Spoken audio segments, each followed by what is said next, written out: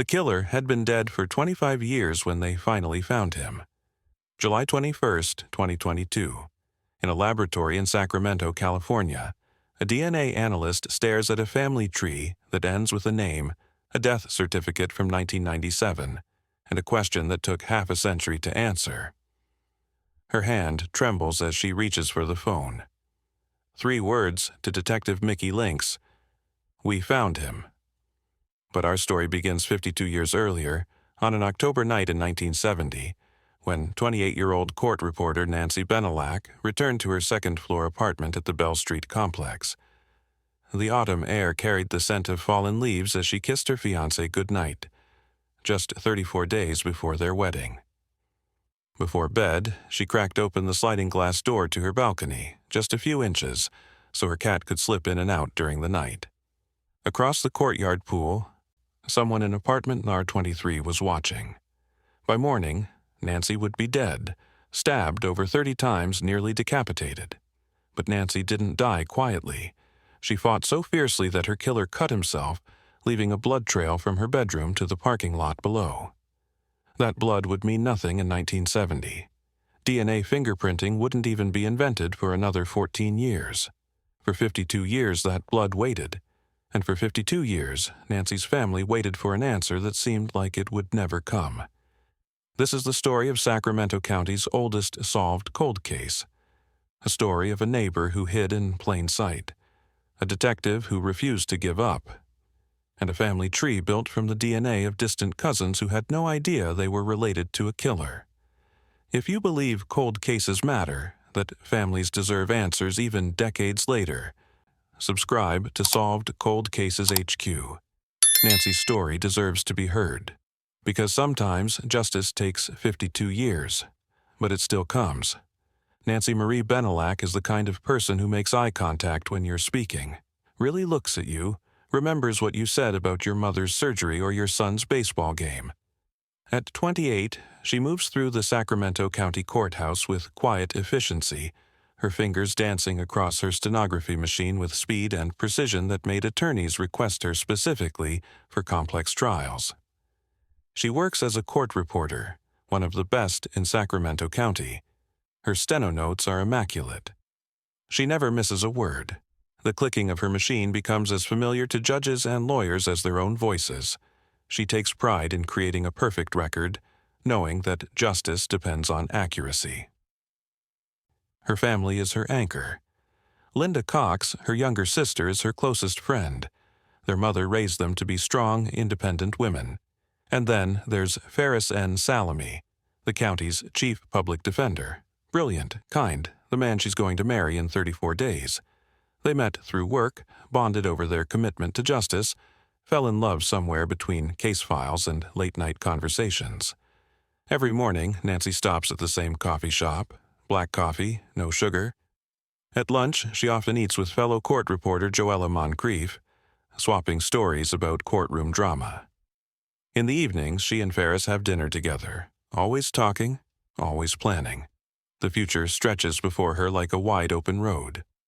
The wedding is set for November 28, 1970. She's already picked out her dress, white lace, elegant, and hanging in her closet wrapped in protective plastic. She and Ferris have been looking at houses, talking about starting a family, debating honeymoon destinations. She wants Italy. He's thinking Hawaii. They have time to decide. She has 34 days until her wedding. She has hours left to live. Sunday, October 25, 1970. 6:30 p.m. Dinner with Ferris at a restaurant near Arden Way. They talk about their honeymoon. Nancy's still lobbying for Italy. Ferris holds her hand across the table. To anyone watching, they look like what they are. 2 people deeply in love, building a life together. 11:20 p.m. They reach her apartment door. Ferris walks her up the exterior stairs. They kiss goodnight in the hallway. Nancy mentions she's tired. She has court first thing Monday morning. Ferris later recalls, "She seemed perfectly happy. Normal." There was no indication that anything was wrong.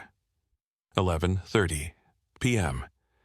Nancy enters apartment Usher 17 alone. She locks the main door. The apartment is quiet, familiar, safe, or so she believes. She changes into her night clothes. Her wedding dress hangs in the closet. Wedding invitations sit on her desk, ready to be mailed. Before bed, she opens the sliding glass door to her balcony, just a crack. Her cat likes to come and go. Across the courtyard, apartment number 23 has a direct line of sight to her balcony. Nancy doesn't know she's being watched. Sometime between 11:35 p.m. and 2:00 a.m., Richard John Davis, 27 years old, grocery store clerk, neighbor in apartment number 23, makes a decision. He wraps tape around his fingertips, thinking about fingerprints, planning this. He crosses the courtyard through shadows. The pool water is still. No one sees him. He reaches her building, finds the balcony supports, climbs. Second floor, her balcony.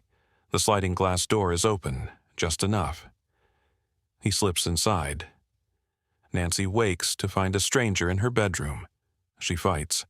Her hands grab for the knife he's brought.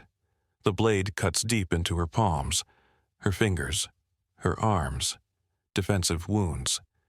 She's fighting in the dark against someone stronger, someone prepared to kill. He stabs her.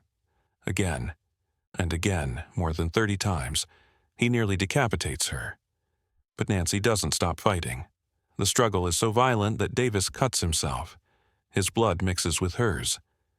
And then it's over. Nancy Marie Bennallack, 28 years old, is dead. The wedding dress will never be worn. The invitations will never be sent. The honeymoon will never happen. Davis panics. He's bleeding. He flees. Back through the sliding glass door, onto the balcony, climbs down. His blood drips as he moves, on the balcony railing, on the ground, across the parking lot. A trail leading into darkness. Monday, October 26, 1970. 8 a.m. Nancy doesn't arrive at the courthouse. She's never late, never. Joella Moncrief tries calling. No answer. 8:35 a.m. The apartment manager and Joella's son Jack go to check. They knock. No answer. The manager uses his master key. The apartment appears normal. Nancy's purse on the counter, keys on the table. But there's something wrong, a smell. The bedroom door is partially open. Jack looks in. Blood, so much blood. Then he sees Nancy. 8:42 a.m. There's been a murder. Unit Dwarka 17, you need to send someone, now. Left behind, a wedding dress unworn, wedding invitations unmailed, a stenography machine ready for Monday morning, a sliding glass door, still open, a blood trail from bedroom to parking lot. In apartment number 23, Richard John Davis hears the sirens. When investigators knock on his door later, he'll answer calmly. He'll say he was home all night. His roommate will confirm it. No one will suspect him. Not for 52 years. On October 27, 1970, one day after Nancy's body was discovered, investigators knock on apartment number 23. Richard John Davis answers. 27 years old, clean-cut, polite, grocery store clerk. Did you know Miss Bennallack? Not really. I'd seen her around. Terrible what happened. Where were you Sunday night? Here, home all night. My roommate can confirm it. The roommate vouches for him without hesitation. No visible scratches on Davis, no signs of struggle, no nervousness. He seems appropriately shocked. They take his statement and move on.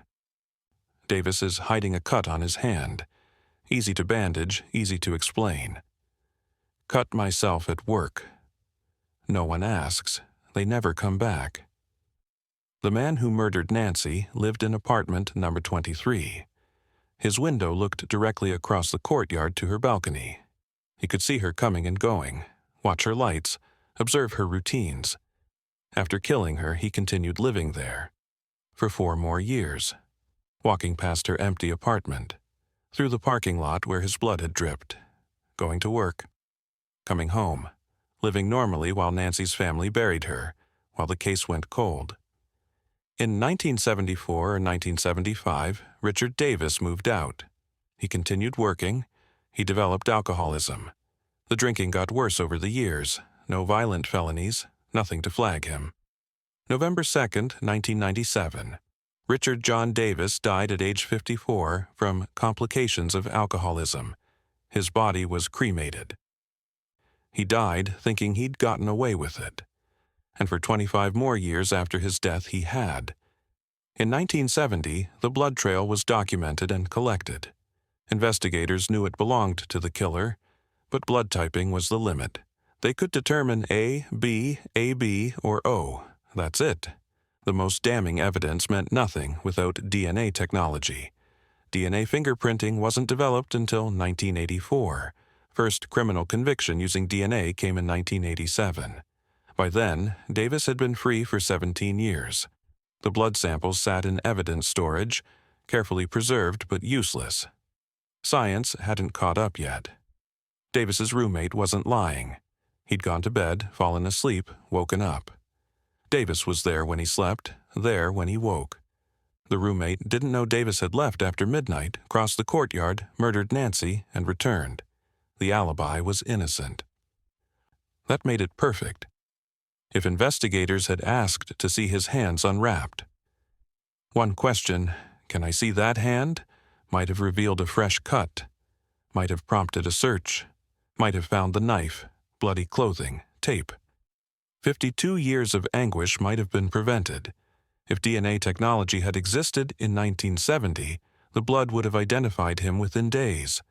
If surveillance had been maintained on apartment residents, someone might have noticed something off about Davis. Linda Cox was about 20 when she received the call, October 26, 1970. Her sister Nancy, found dead, murdered. Linda later described, "I had a bad gut feeling." But the hardest call wasn't the one she received, it was the one she had to make, calling her mother to say Nancy was dead, that someone had climbed into her apartment and murdered her. That the wedding in 34 days wouldn't happen. Every morning for 52 years, Linda woke up thinking, today might be the day. 18,993 days of waking up without answers. October 25th came every year. The wound reopened fresh. The anniversary of Nancy's last night alive. Every year it hurt exactly the same. Linda built a life with husband Tom on a ranch in Grass Valley. Wide open spaces. Animals. And over the decades they'd say, Nancy would love this. How many times my husband Tom and myself have said Nancy would love our ranch, all our animals and land with wide open spaces. We have missed sharing our children and grandchildren and so much more. Every grandchild born was one Nancy would never meet. Every holiday had an empty chair. Every family photo had a missing piece. Linda never said, "I've given up." But she did say, over and over, somebody knows something. By the 2010s, her mother was dead. Ferris Salami was dead. Original investigators were retiring or dead. Linda began voicing a fear. I'm going to die before they ever find who did this. She was resigned. The likelihood of answers in her lifetime seemed to shrink every year. She was wrong. But she had no way to know that yet.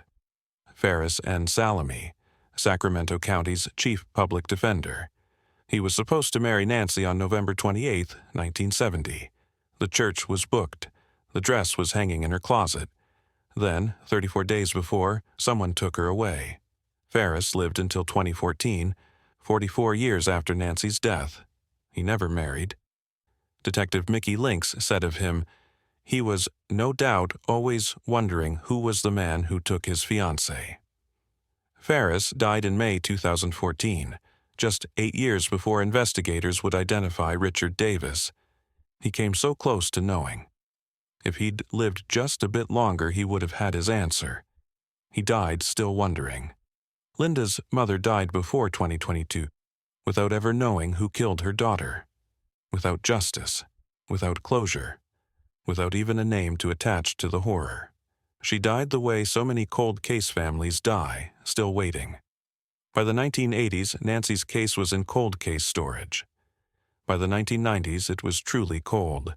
Occasional reviews, but no active investigation. Richard Davis was still alive, still drinking. His alcoholism was killing him slowly, but he'd never done anything to attract law enforcement attention. November 2nd, 1997. Davis died. His secret died with him, or so it seemed. 2004. Technology caught up, blood samples were tested, a DNA profile was created, uploaded to CODIS. Searched weekly for 18 years. Nothing. 2009-2021. 5 familial searches through California Department of Justice database. All negative. Davis had no close relatives in criminal databases. The connection wasn't there, not in CODIS. Linda's quotes, "After almost 52 years of missing my sister, we owe Mickey Lynx so much gratitude." Somebody knows something. Her mantra for decades, "I'm going to die before they ever find who did this." The fear that haunted her. 2019. Sacramento County DA Anne Marie Schubert applies for a Bureau of Justice Assistance grant for prosecuting cold cases using DNA, specifically funding forensic genetic genealogy, the same technique that caught the Golden State Killer in 2018. Detective Mickey Lynx, retired since 2010 but consulting on cold cases, is brought in. Nancy's case is selected as priority. They're going to upload the killer's DNA to public genealogy databases and build a family tree backward from distant relatives. Late 2019, the DNA profile is uploaded to GEDmatch and Family Tree DNA. Within weeks, hits appear. Third cousins, fourth cousins, fifth cousins, people who uploaded DNA to learn about ancestry, with no idea they're related to a murderer. Early 2020, a third cousin match. Someone who shares great-great-grandparents with the suspect. The genealogist begins building a family tree backward. Census records from 1900-1940, birth certificates, marriage licenses, death certificates. Spring 2020, a fourth cousin match from a completely different family line. Now they can triangulate, 2 separate trees converging toward the same suspect. Summer-fall 2020, multiple cousin matches all pointing to the same ancestral lines. Census records show family movements from East Coast to California. The pattern becomes clear, all roads leading to specific ancestors. Late 2020-2021, common ancestors identified. Now comes painstaking work, tracing all descendants forward to 1970. Who would have been 27 years old in October 1970? Who lived in Sacramento? Hundreds of descendants. Most ruled out. Wrong age, wrong location, wrong gender. One name appears multiple times. Richard John Davis. Early 2021, born circa 1943. Age 27 in 1970. Sacramento resident, grocery store clerk. No major criminal record except DUI. Spring 2021, property record searched. The confirmation. Richard John Davis lived at Bell Street Apartment Complex, apartment number 23, from 1970, 1974-75, in the exact same complex where Nancy was murdered in unit number 17, same courtyard, same pool, direct line of sight from his window to her balcony. July 21st, 2022. After 2 years of genealogical research, the call is made. We have a name. Detective Lynx pulls the 1970 investigation file. Flips through interview transcripts. Page 47. Richard John Davis. Apartment number 23. Interviewed October 27, 1970. He was in the file all along. A living relative of Richard Davis provides DNA for confirmation. The sample is tested against crime scene DNA. Match confirmed. After 52 years, they know who killed Nancy Bennallack. The man they'd been searching for had been interviewed in the first week. He lived across the courtyard. He could see her balcony. After murdering her, he continued living there for 4 years. For 27 years after, he lived free. He died in 1997 thinking he'd gotten away with it. For 25 more years after his death, his name remained unknown. Until science caught up. There was no arrest, no interrogation, no handcuffs, no confession. Richard John Davis had been dead for 25 years when they found him. Justice came too late for a courtroom. August 10, 2022, press conference at Sacramento County Sheriff's Office. 51 years, 9 months, 15 days after Nancy's murder. Present: D.A. Schubert, Detective Links, officials, Linda Cox, media from across California. At the front, display boards showing forensic genetic genealogy. Photos of Nancy, one photo of Richard Davis from the 1970s. And one conspicuously empty chair, positioned where a defendant would sit if this were a trial. 10:00 a.m. D.A. Schubert approaches the podium. After 52 years, we know who killed Nancy Marie Bennallack. Camera shutters click. Linda Cox's hand goes to her mouth. Richard John Davis lived in apartment 23. Nancy lived in apartment 17. He could see her apartment from his window. Gasps from media. The proximity horror settles over the room. Detective Links speaks. Nancy was never forgotten. When we pulled Richard Davis's name from the genealogy, I went back to the original case file. Page 47. Richard John Davis, apartment 23, interviewed October 27, 1970. Her voice breaks. He was in the file all along. The genealogist explains. We uploaded the DNA to GEDmatch and Family Tree DNA. We got multiple hits, third cousins, fourth cousins, people who had no idea they were related to a murderer. We built family trees from each match. All converged on Richard John Davis. The probability that someone else would match all these genealogical connections is statistically negligible. Linda Cox speaks.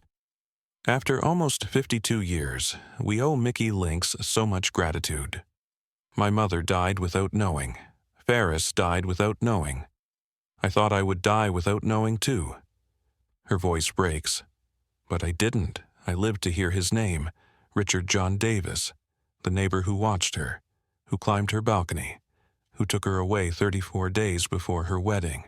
Nancy would have loved our ranch, all our animals and land.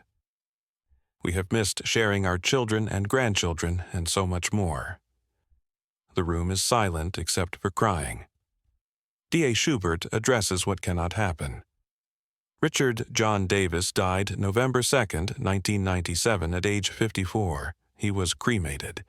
He died 25 years before we identified him.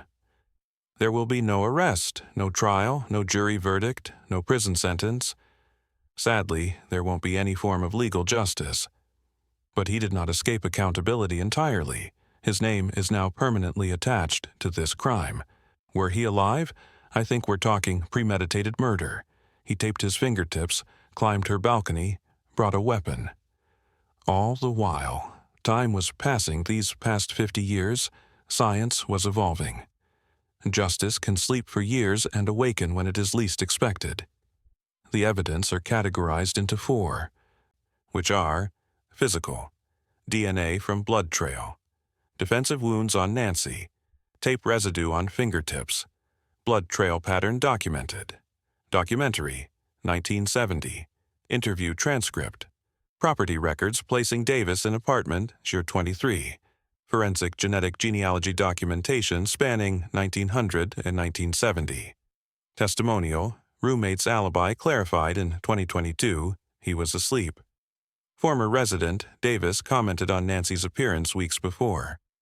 Grocery coworker, escalating alcoholism, like something was eating at him.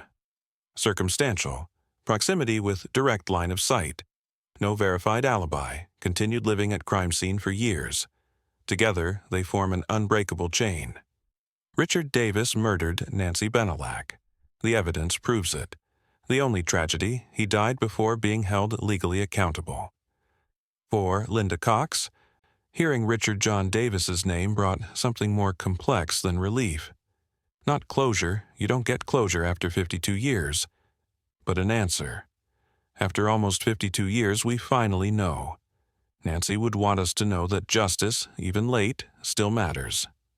Their mother died before 2022 without knowing, without justice. The pain of her not knowing became part of the family's grief. Faris Salami died May 2014, 8 years before the answer came. He came so close. Spent 44 years wondering. Never got to know it was the neighbor in apartment number 23. Linda and Tom, still live on the ranch in Grass Valley. For the first time in 52 years, Linda knows. The morning ritual of wondering, will today be the day, is over. Linda became an advocate after the case was solved, speaking about cold case investigation, supporting forensic genetic genealogy, encouraging families to never give up. No law named after Nancy, but her case became part of something larger. Sacramento County became a leader in forensic genetic genealogy after the Golden State Killer. Since 2018, 150 U.S. cases solved using forensic genetic genealogy, 34 in California, 11 in Sacramento County. Nancy's case demonstrated that cold cases aren't hopeless. Evidence preserved for decades can still yield answers when science catches up. Richard John Davis, cremated. Ashes location unknown. No grave, no headstone. Would be 83 in 2026 if he'd lived. Escaped all legal justice through death in 1997. 0 prison time. Lived freely for 27 years after murdering Nancy. On August 10, 2022, his name became permanently attached to Nancy's murder. His legacy: Richard John Davis, who murdered Nancy Bennallack and escaped legal justice through death. Nancy Marie Bennallack would be 84 years old in 2026, murdered at 28, just 34 days before her wedding. 56 years of life stolen, if she'd lived, wife to Ferris, possibly mother and grandmother. Career court reporter, visiting Linda's ranch, present for milestones, celebrations, ordinary days. All gone because a neighbor climbed a balcony. Sacramento County's oldest solved cold case. Every time forensic genetic genealogy solves another case, Nancy's case is in the background, one of the examples, one of the successes. Linda still marks October 25th quietly. November 28th, the wedding day that never was, still carries weight. Science evolves, truth waits, families endure. Richard Davis lived 27 years thinking his secret was safe. He died believing he'd gotten away with it. But blood doesn't forget. The samples collected in 1970 were preserved, waiting. In 2004, they yielded a DNA profile. In 2019, uploaded to genealogy databases. In 2022, they led to his name. DNA doesn't fade, families don't stop loving. Linda Cox waited 52 years. Her mother died waiting. Ferris died waiting. But Linda kept believing somebody knows something. That hope, that refusal to forget Nancy, mattered. It kept investigators engaged. It meant when forensic genetic genealogy became available, Nancy's case was at the top of the list. Richard Davis escaped a courtroom. He escaped prison, he died free, but he didn't escape truth. His name is attached to Nancy's murder now. History records what he did. Justice can be delayed. But justice, if pursued with persistence and supported by evolving science, can arrive even decades later. Linda and Tom Cox's ranch in Grass Valley. Wide open spaces. Animals grazing, trees lining the property, mountains on the horizon. An autumn afternoon, similar to October 1970, but 52 years later. Cool, but not cold, clear skies, golden light, leaves turning. Linda stands at the property's edge, looking out over the land. Late 70s or early 80s, white hair, weathered by decades of sun and grief and waiting, but standing straight. Still here. In her hands, a photograph from 1970. Nancy, age 28, smiling, vibrant, eyes bright with life and plans. Linda looks at the photograph, then out at the ranch, the horses, the open sky, the life she and Tom built. Nancy would have loved this, she says quietly. The wind picks up, moving across the land. Linda closes her eyes. She knows now. After 52 years, she knows. Richard John Davis, apartment number 23. The neighbor who watched, who climbed the balcony, who took Nancy away. The knowing doesn't bring Nancy back, doesn't erase 52 years of grief, doesn't give their mother peace. She died without knowing. Doesn't let Ferris know. He died without knowing. But Linda knows. And knowing matters. Nancy Marie Bennallack was murdered October 25, 1970. For 18,993 days, 52 years, her killer's name was unknown. On day 18,994, science caught up to evil. Justice, as it turns out, is patient, and it has a very, very long memory. Thank you for giving Nancy Bennallack your time today. For 52 years, her story waited to be fully told. Subscribe to Solved Cold Cases HQ. We tell stories of cold cases solved, of families who never gave up, of justice that refuses to die. Every week, cases where persistence won, where science evolved, where truth emerged decades later. Like this video if you believe Nancy's story deserves to be remembered, if you believe families deserve answers even 52 years later. Share with someone who follows true crime, who believes in justice, who needs to know some cases do get solved. Comment below. What part hit you hardest? The neighbor living in the same complex for years, Linda Cox's 52-year wait, that Davis died thinking he'd gotten away with it. Turn on notifications so you never miss a case. We cover solved cold cases every week. Nancy Bennallack deserved to be remembered, not just as a victim, but as a vibrant 28-year-old court reporter who made eye contact when you spoke, who was planning a wedding, who had her whole life ahead of her. You just made sure she won't be forgotten.